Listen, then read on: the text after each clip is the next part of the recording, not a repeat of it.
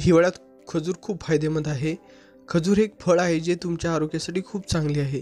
त्यात अनेक पोषक तत्वे आढळतात आणि असे मानले जाते की ते आजार बरे करू शकतात. नंबर 1, खजूर आरोग्य आणि सौंदर्य या दोन्हीसाठी खूप फायदेशीर आहे. थंड हवेमुळे थंडीत त्वचा कोरडी पडते, त्यामुळे कधी ताण येऊ लागतो तर कधी त्वचा लवचिक होते.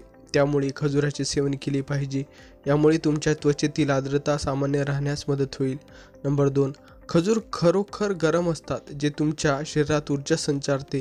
त्यामुळे शरीर चपक राहते आणि थंडीत काम करायला हरकत नाही. खजुरामध्ये अनेक पोषक तत्वे असतात. नंबर 3, खजुरामध्ये असलेले फायबर आणि पोटॅशियम शरीरासाठी आवश्यक स्रोत आहेत.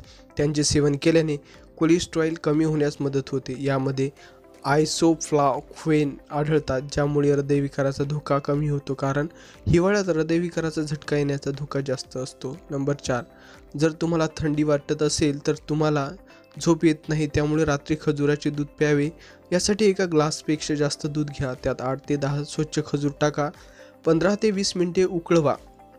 दूध घट्ट होत नसेल तर थोडा वेळ उकळवा. त्यानंतर रात्री झोपण्यापूर्वी प्या आणि झोपा. यानंतर रात्री पाणी पिऊ नये, त्यामुळे सर्दी आणि फ्लू होणार नाही.